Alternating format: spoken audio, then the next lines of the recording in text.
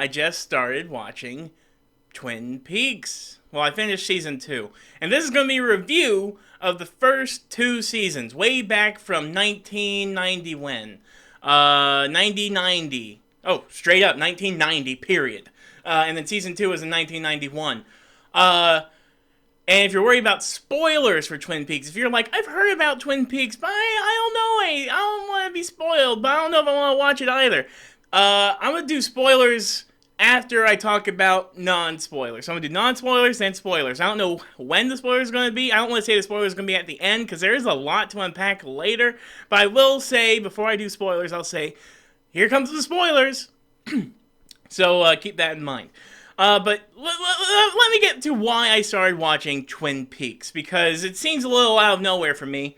And it kind of was in a way. So let me start from the basic kind of beginning. So I love a show called The Leftovers. It's on HBO. I will definitely do a video on that show one day.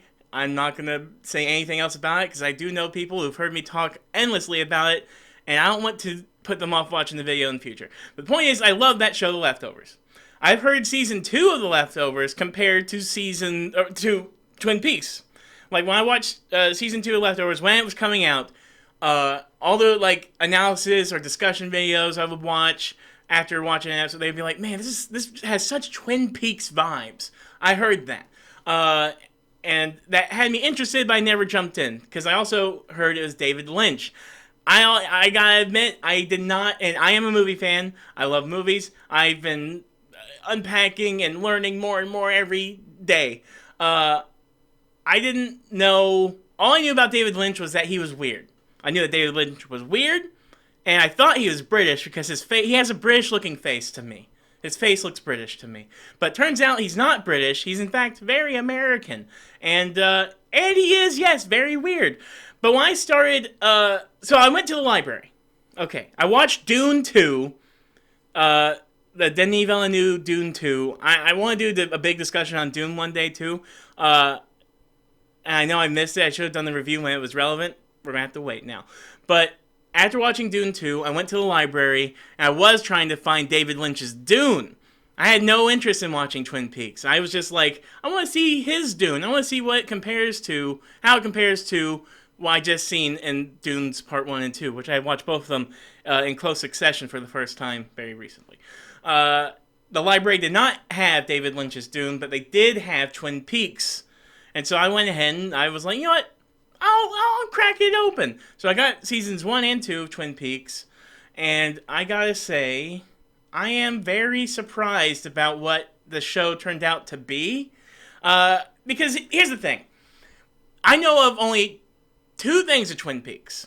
I know of the greased black hair FBI agent Dale Cooper, and he has the little tape recorder. He's always like, "Diane, I'm going into Twin Peaks." I know that. And I also know the meme of the little man in the red suit dancing with the crazy zebra zigzag floor and the red curtains. Those are the only 2 things I've ever heard of Twin Peaks. I also heard that season 2 ended in a massive cliffhanger. And then it was canceled, I guess unceremoniously. And that was interesting. Now, let me see.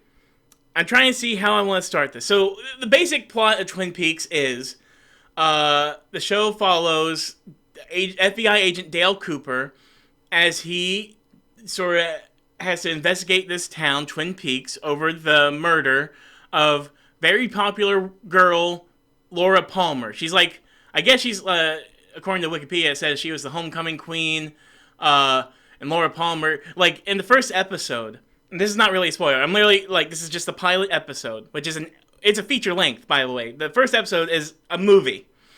And the whole first, I think, 30 minutes to an hour is literally just the discovery of Laura Palmer's dead body, and then you just go right from there to meet all the characters and how they react to her death.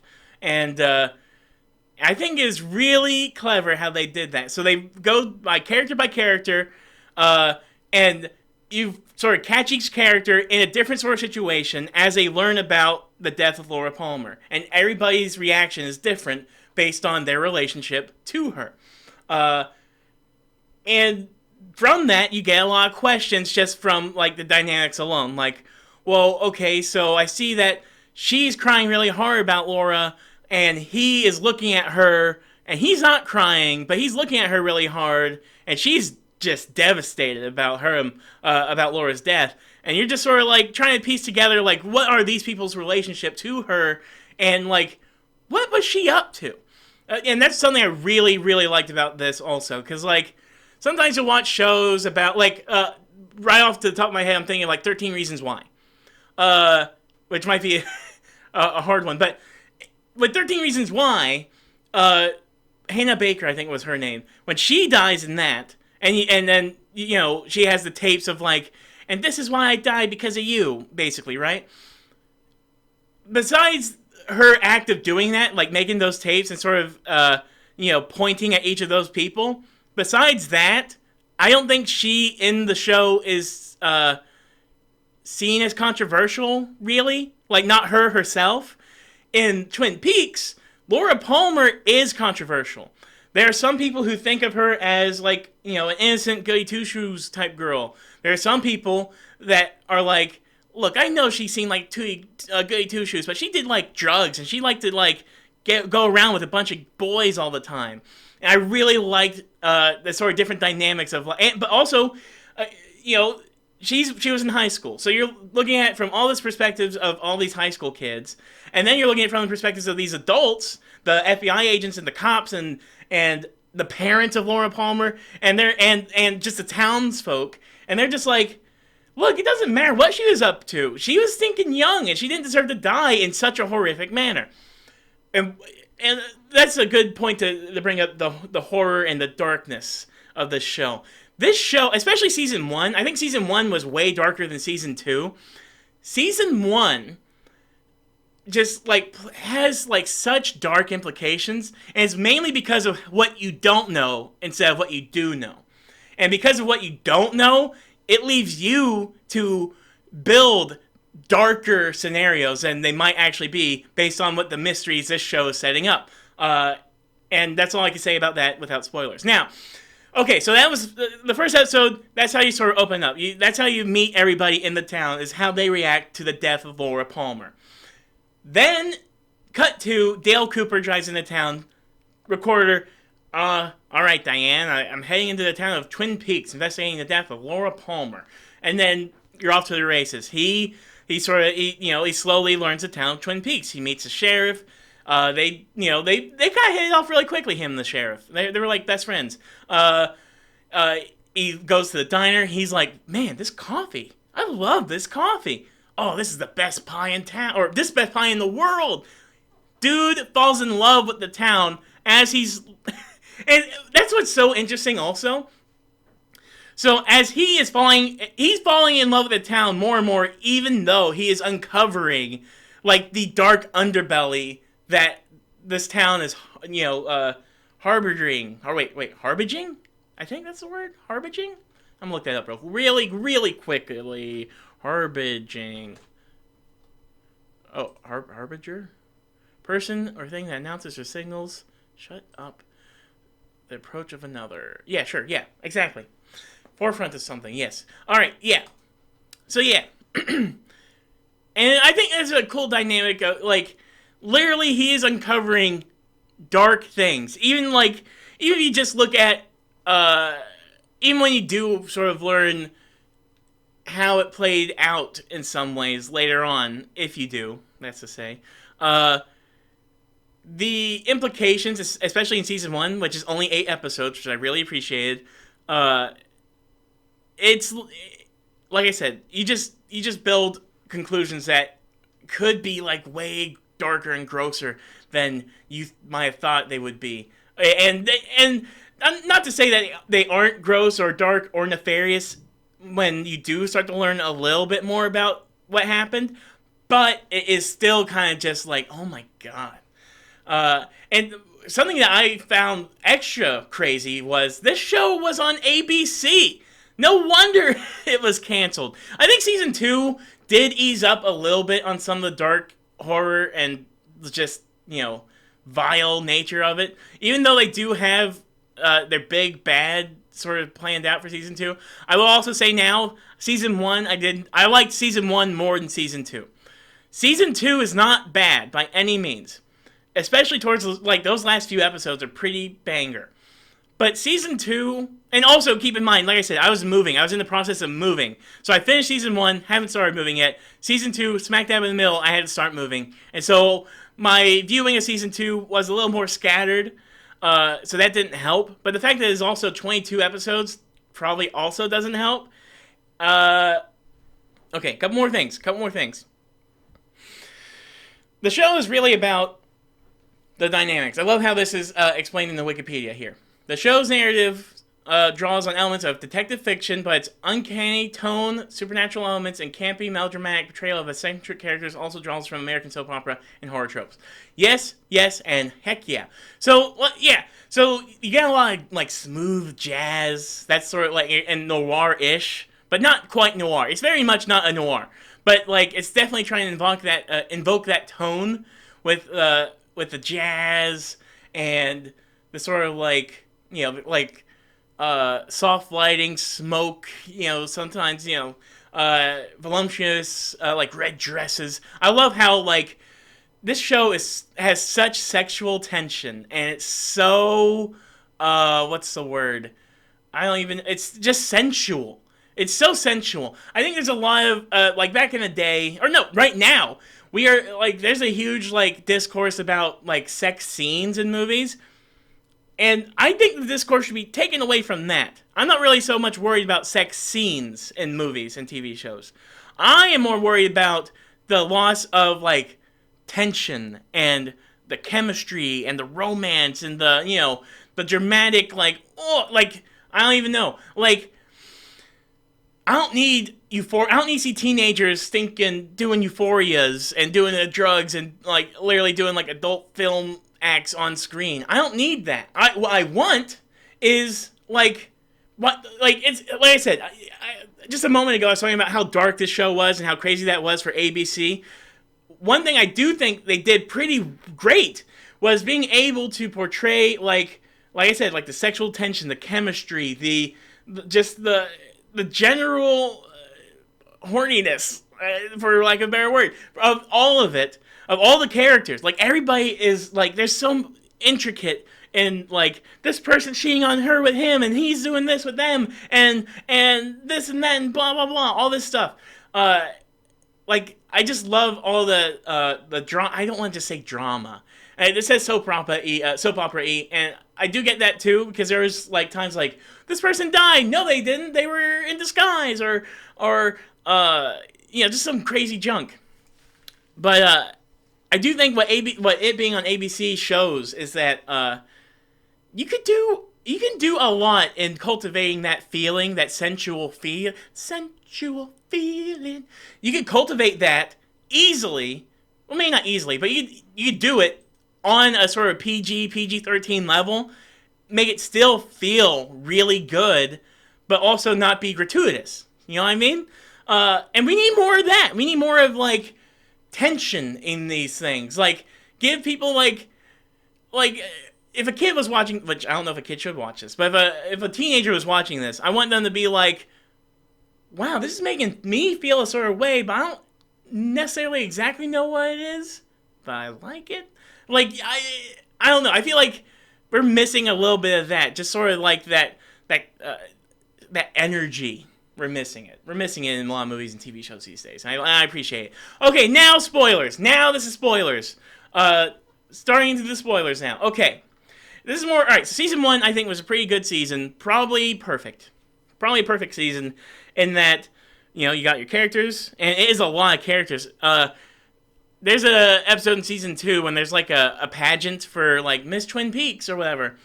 And then when you see all the women on the stage, you're like, oh, I think I know almost all of those women on there. That just goes... And that's just the women, okay? There are a lot of characters in this show. And it's a pet peeve of mine, because on the show, in the opening title sequence, you see the sign for Twin Peaks, and it says population something thousand. The way the show portrays, it's more like the population is like, there might be 100 people in this town.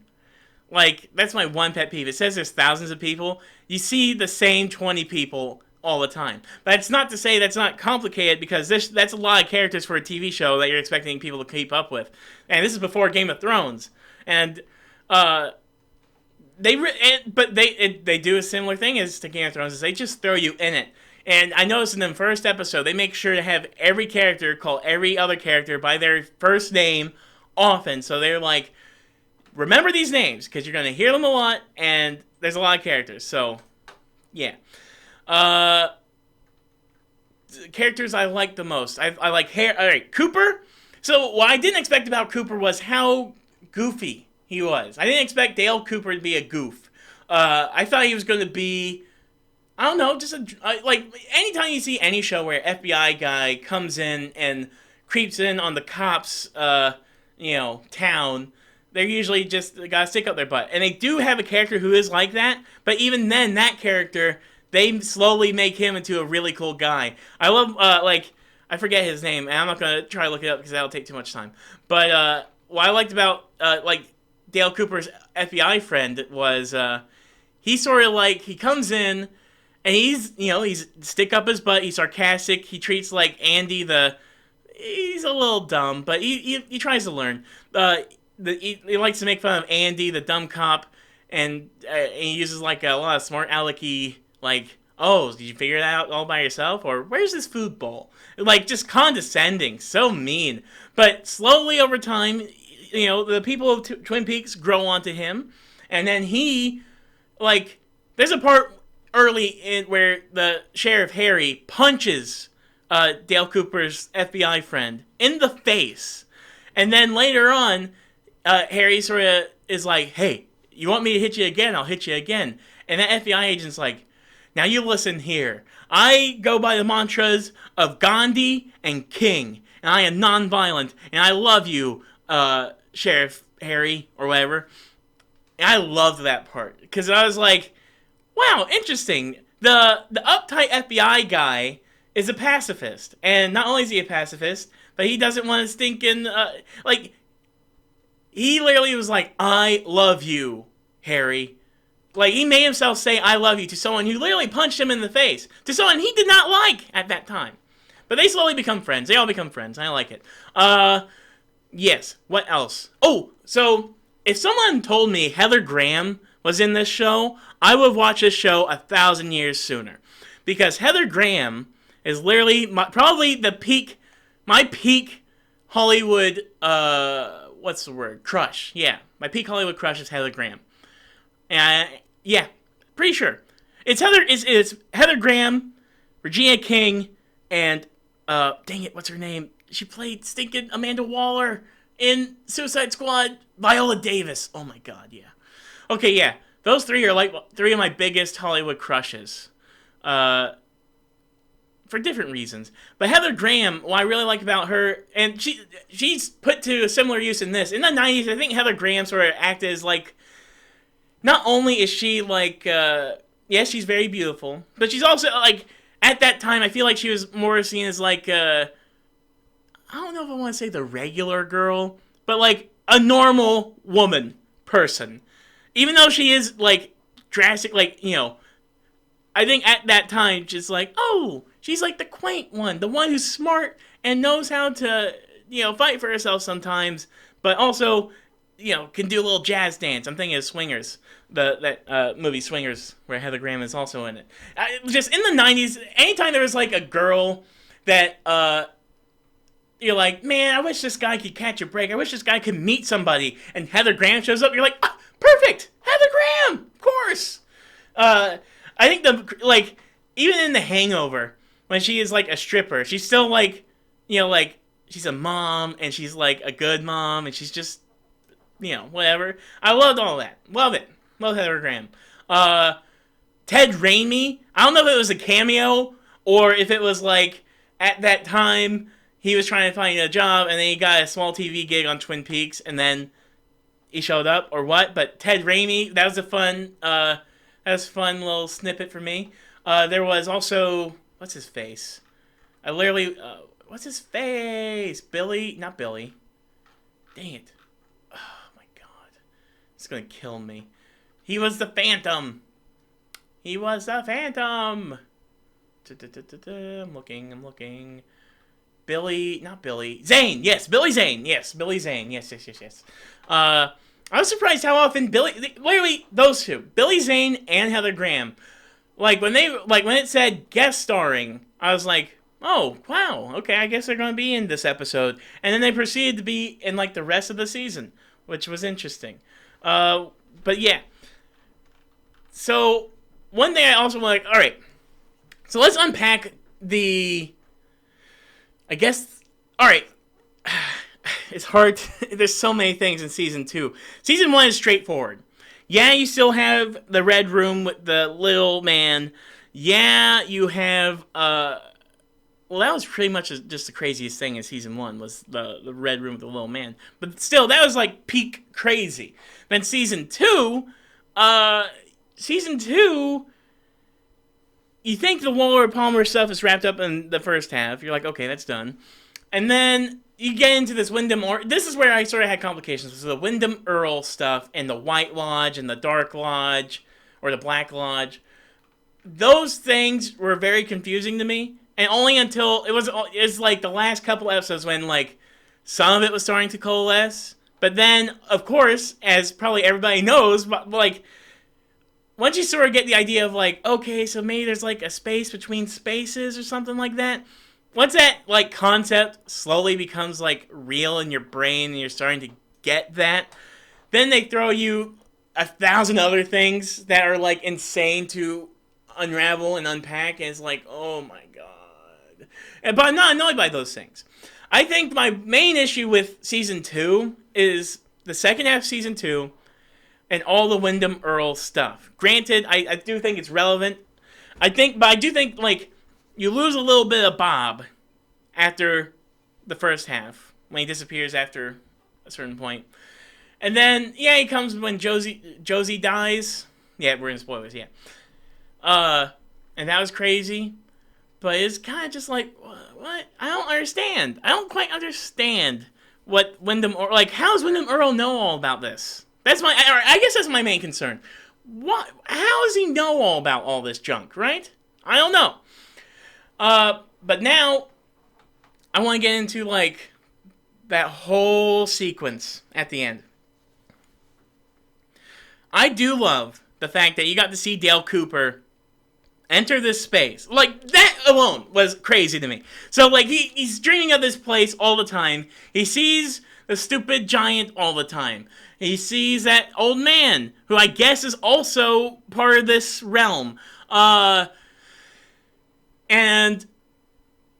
I just love that he was just walking around, going from curtain room to curtain room, and it was just a bunch of different rooms. And then the scary parts was strobing lights, and you got to see the doppelgangers. Okay, so the doppelgangers is a hard part for me to understand. So now we're introducing these basically evil twins, I guess. Evil twins? Twins? And they're in this world. And then at the end, Dale Cooper comes out. But it might not be Dale Cooper. It's actually his doppelganger. And it might not just be his doppelganger, but it's his doppelganger controlled by Bob. So it's interesting. It's a crazy cliffhanger. And I would hate to have been anybody who watched that and then was like, well, fudge, that's it. And then what? Then what you get? You get nothing. And it's cool for me as a person in 2024 coming into this show and then starting it, because for me, I know there's a season 3. I know they brought it back in 2017. I need to calculate that also real quick. I need to see this. Hold on. 2017 minus 1991 equals 25 years. Well, 26 years, but 1990 is 25 years. So interesting. Okay, so the fact that they managed to get Twin Peaks season 3 out exactly 25 years later is pretty darn nuts to me. And I'm really curious to see how it's going, because if I had to be left with this cliffhanger and then not watch it again for 25 years, I'd be mad. And not only am I going to be watching that for 25 years, but or not watching it for 25 years, but I would have had to like just not know whether or not it was going to happen ever. Like I don't know, like how did Twin Peaks: The Return happen? That's what I really want to know. Is like how'd they get that started, and was it planned? I don't know. It's very interesting. What else do I have to say on Twin Peaks? It made me want to see Dune more, only because I'm like, I don't understand what Twin Peaks has to do with Dune at all. Like, what made people think, oh, I know, he should make a Dune when it comes to David Lynch. I think season 2 felt more like a TV show compared to season 1. Season 1 felt like a longer movie. I think season 2 is weakest smack dab in the middle, but the beginning and the end are pretty strong, so it's not that bad. I like it. I like it a lot. I really want to see what's going to... I literally was so tempted to start the next episode for season 3 or watch the movie Fire Walk With Me immediately, but I was like, I should just review it first with the cliffhanger in my brain and then come back later with maybe some levels of satisfaction. I don't know. But yeah, that was Twin Peaks. Now we go to commercial. Thank you. Follow, subscribe at the Effin Nerd Show on YouTube. That'd be nice. That'd be really effing nice. Alright, see ya. Goodbye.